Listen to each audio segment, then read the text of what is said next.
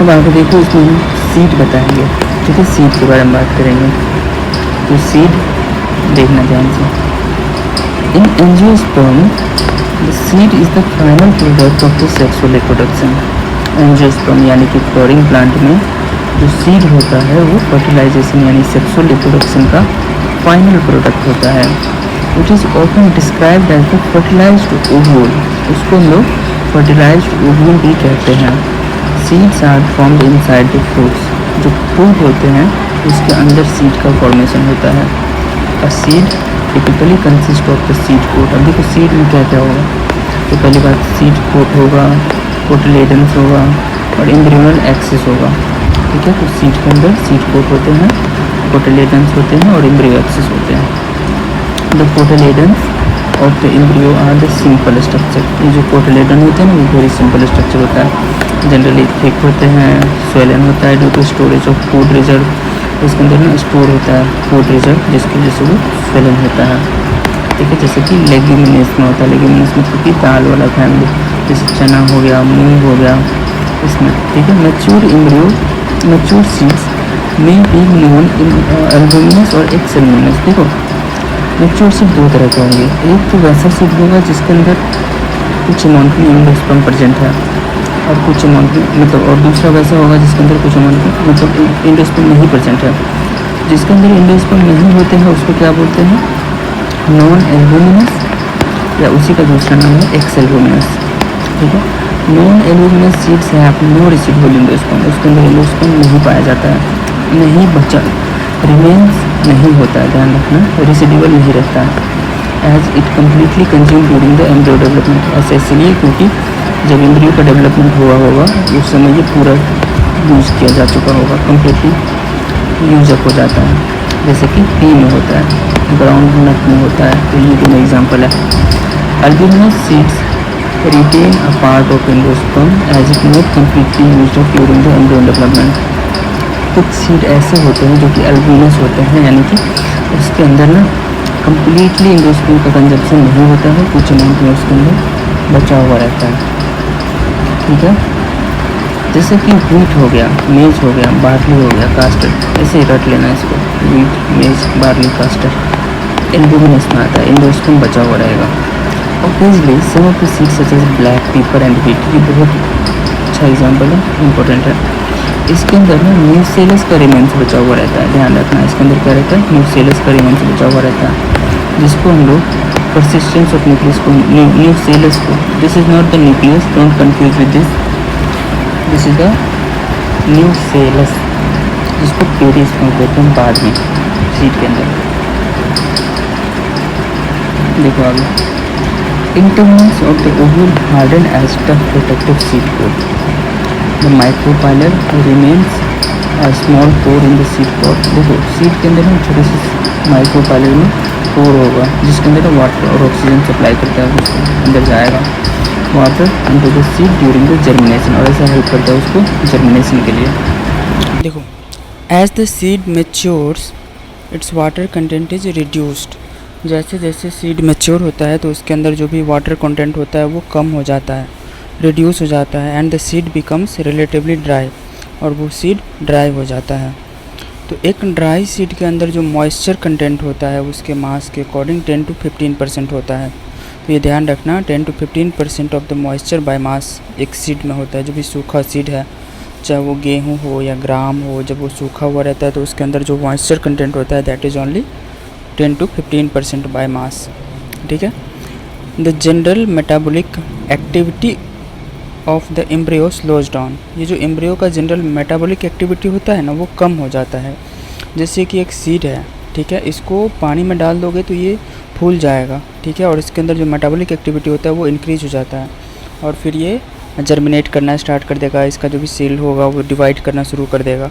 लेकिन जब भी एक ग्राम या कोई भी सीड रखा हुआ रहता है तो वो कई दिनों तक रखा रहता है क्योंकि इसके अंदर मेटाबॉलिक एक्टिविटी स्लोज डाउन हो चुका है, ठीक है, कम हो गया है इसीलिए।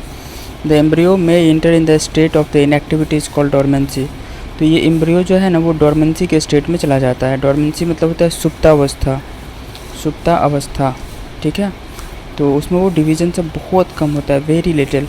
और if favourable conditions are available, अब उसके बाद जब फेवरेबल कंडीशन अवेलेबल होता है, जैसे adequate moisture, oxygen, suitable temperature, जब ये सब अवेलेबल हो जाएगा तो उस समय वो जर्मिनेट कर जाएगा।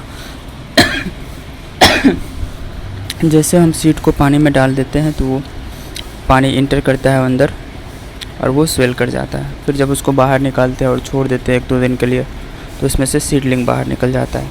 ठीक है। As ovule matures into seed. अब देखो एक चीज़ तो पक्का कर लो कि ओव्यूल जो होता है वो फर्टिलाइजेशन के बाद सीड में कन्वर्ट होता है और ओवरी फ्रूट में कन्वर्ट होता है। ठीक है, ये कॉपी में लिख लो। और जो एग सेल होता है वो फर्टिलाइजेशन के बाद जाइगोट में कन्वर्ट होता है, ये सब तो पता है। ठीक है, आगे देखो, the ovary develops into fruit. Ovary fruit में डेवलप हो जाएगा। That is the transformation of the ovule into the seed and ovary into the fruit process is simultaneously. मतलब ये एक साथ होता है, यानी कि सीड भी बन रहा होगा और फ्रूट भी बन रहा होगा। That these process are the simultaneously occurring, मतलब एक साथ होता है। The wall of the ovary develop into the wall of the fruit is called pericarp. ये जो ओवरी का वाल होता है ना, सबसे बाहर वाला, ठीक है, वो फ्रूट के वाल में कन्वर्ट हो जाएगा। फ्रूट के वाल को हम लोग पेरिकार्प बोलते हैं। द फ्रूट में फ्लैसी, अब देखो फ्रूट हो सकता है फ्लैसी हो, फ्लैसी मतलब गुद्देदार, जैसे कि गुआवा में होता है। फ्लैसी समझ रहे हो ना, गुलगुल। ठीक है, ऑरेंज के अंदर, मैंगो के अंदर etc।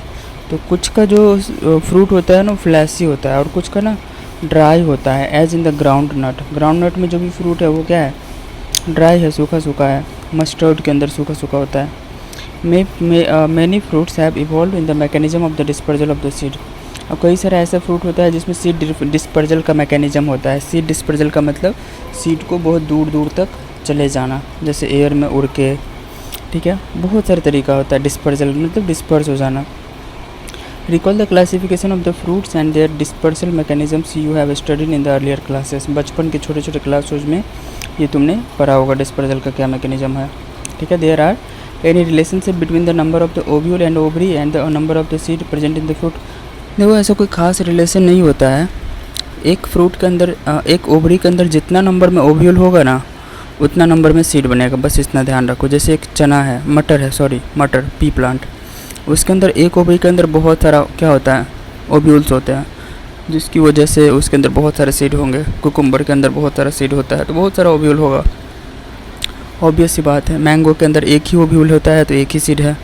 ठीक है, इस तरीके से होता है। आगे सुनो, most of the plants by the time the fruit develops from the ovary. देखो जनरली क्या होता है कि जो फ्रूट होता है वो ओवरी से बनता है। अभी जस्ट हमने देखा फ्रूट किस चीज़ से बनता है, ओवरी से बनता है।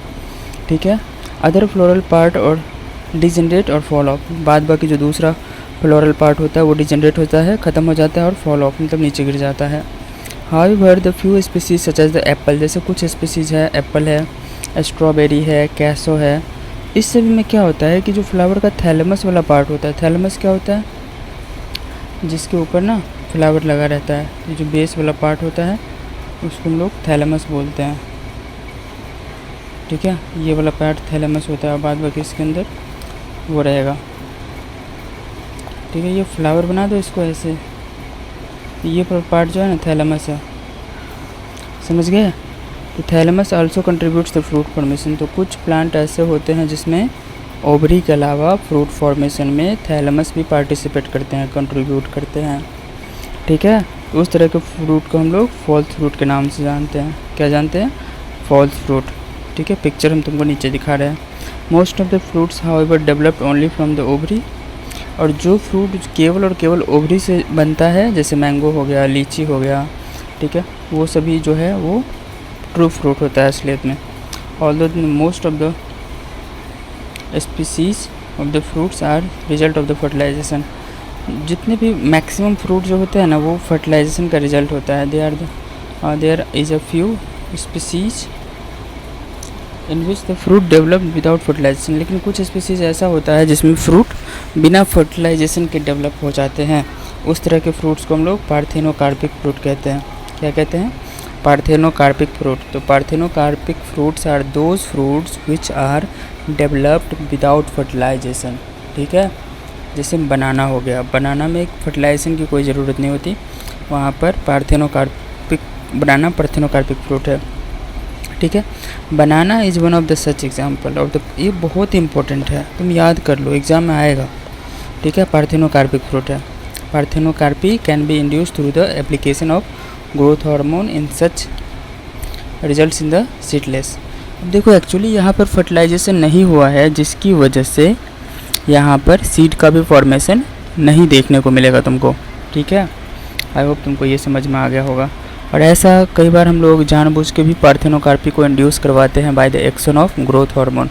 ग्रोथ हार्मोन का छिड़काव कर दिया प्लांट में, तो फर्टिलाइजेशन की कोई ज़रूरत नहीं है, सीड फ्रूट बन जाएगा, लेकिन फ्रूट में कोई भी तरह का वो नहीं होगा, क्या नहीं होगा, सीड नहीं होगा, ध्यान रखना। चलो आगे सुनो।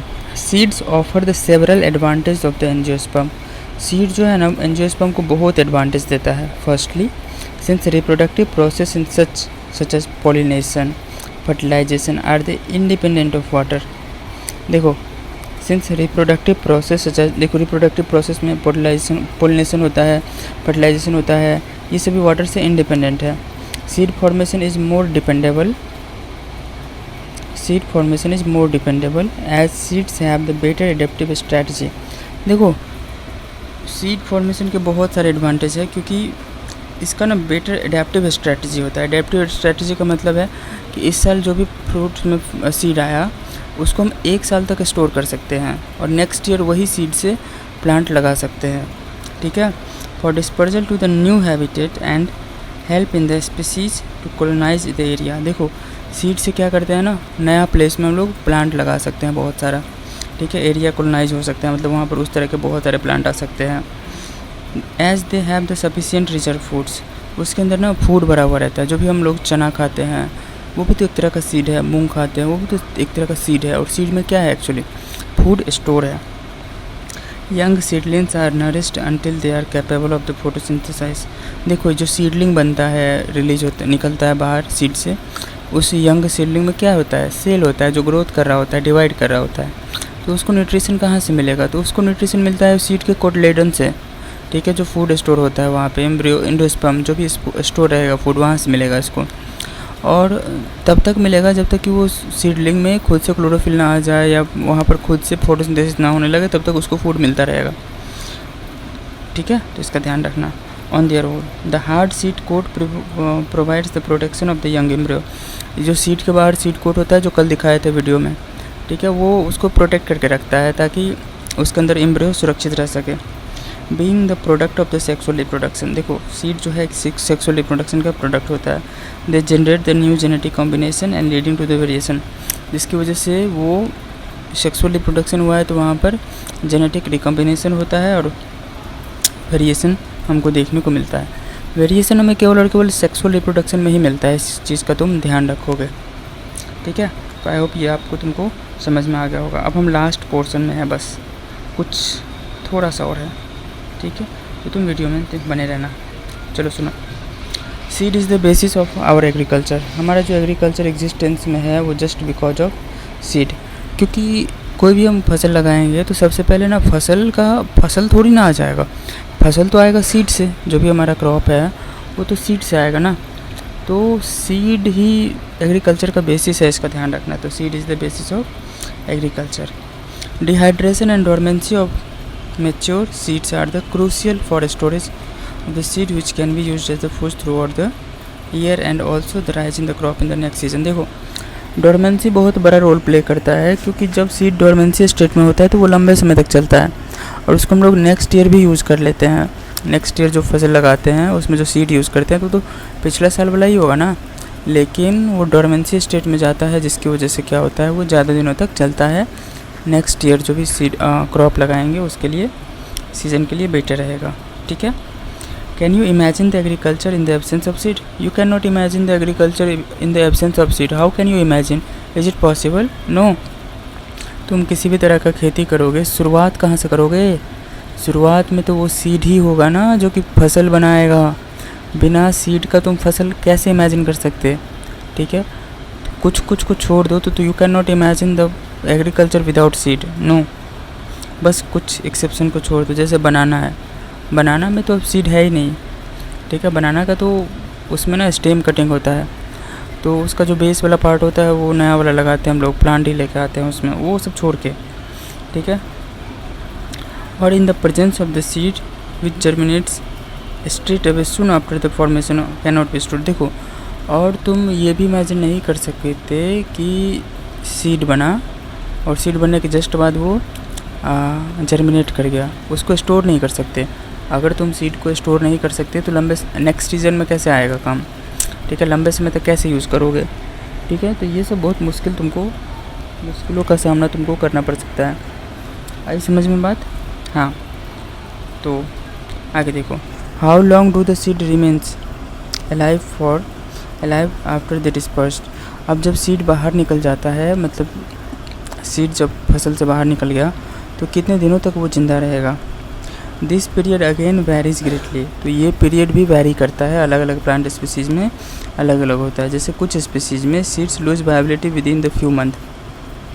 जैसे कुछ प्लांट का स्पीसीज़ है उसके अंदर जो सीड का वायबिलिटी है वो कुछ महीनों तक का होता है और वो फिर ख़त्म हो जाता है।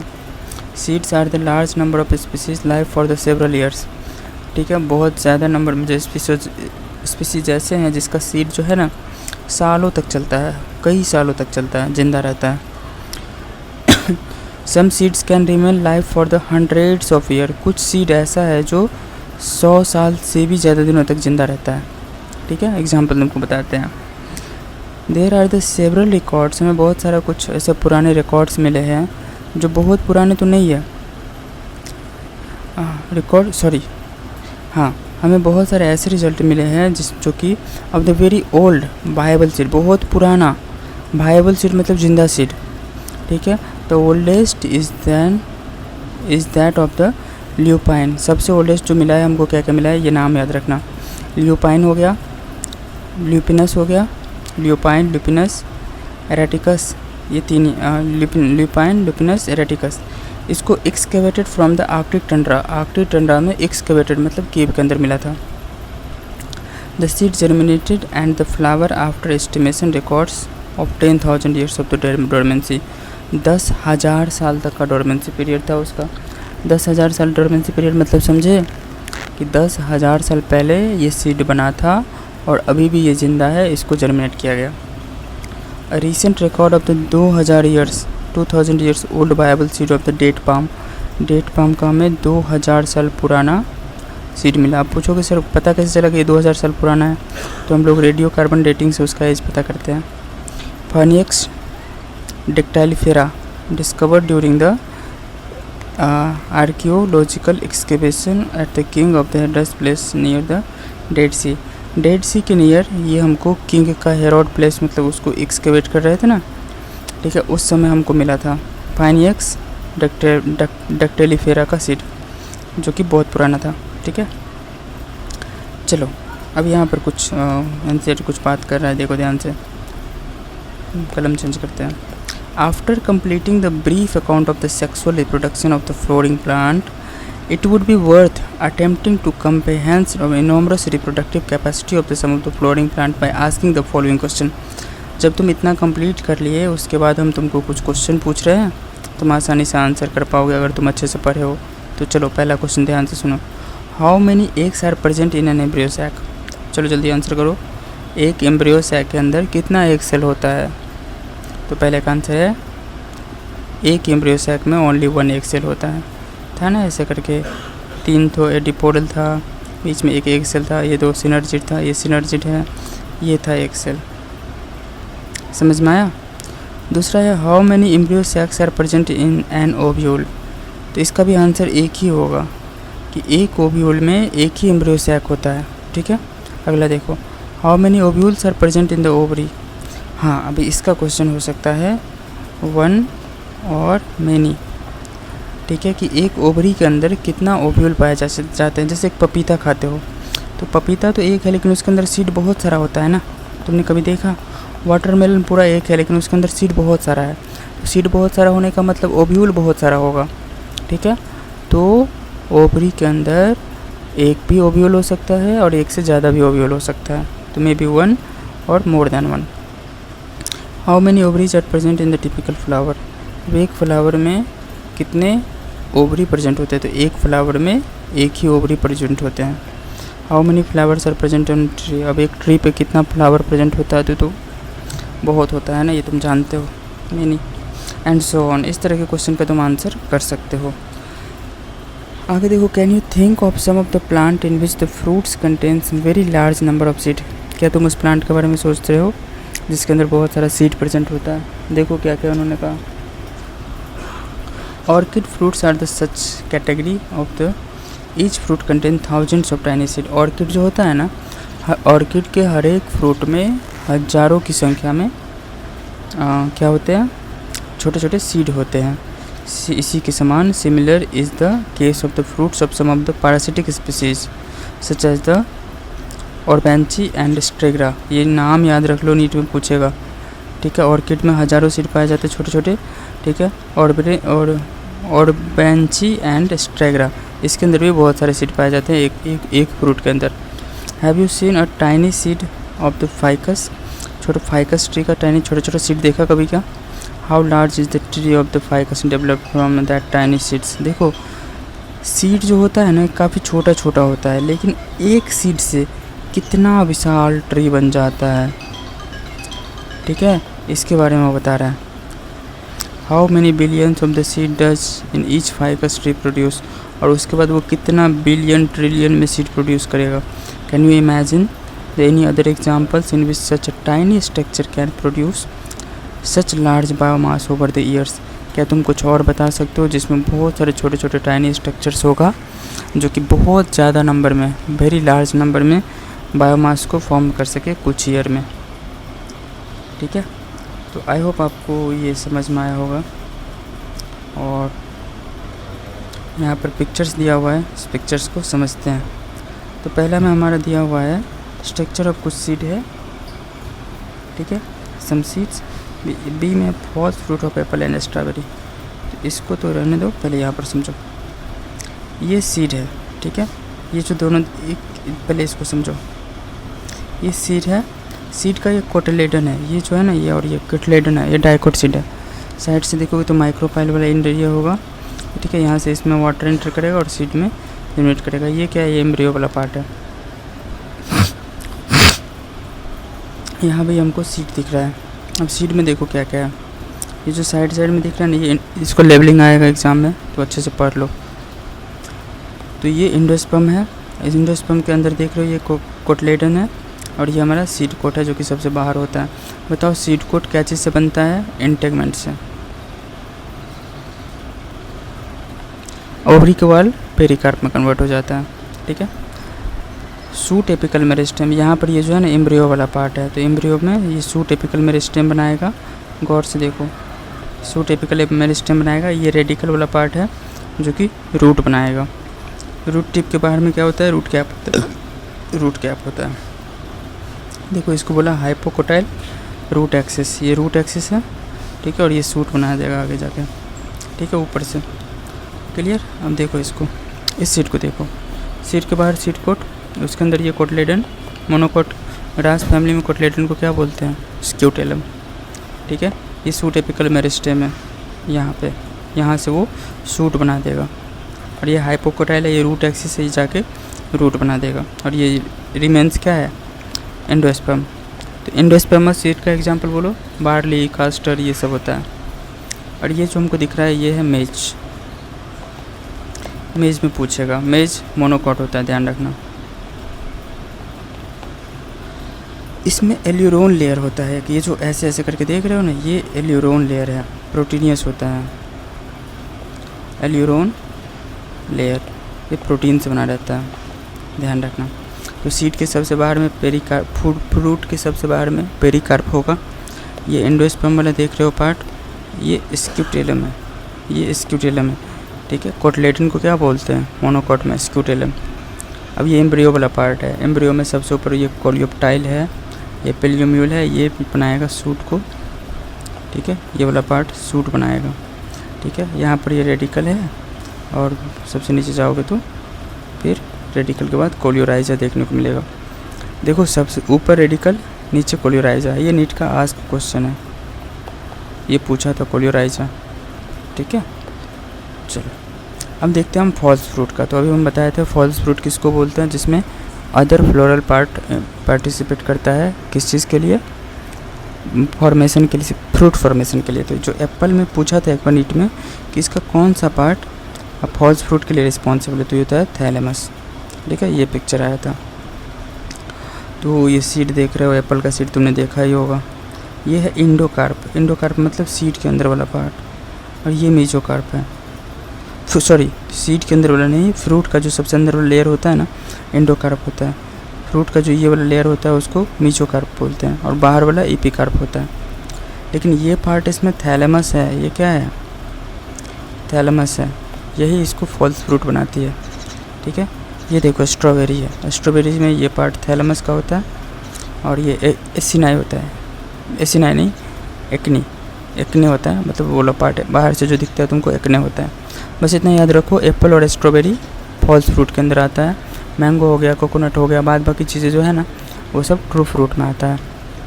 तो आई होप ये वाला पार्ट तुमको समझ में आ गया होगा। और नेक्स्ट हम लोग ना कल एपोमिक्सिस और पॉलीएम्ब्रियोनी पढ़ेंगे। तो कल ये चैप्टर ख़त्म हो जाएगा। ठीक है, बाय बाय, थैंक यू।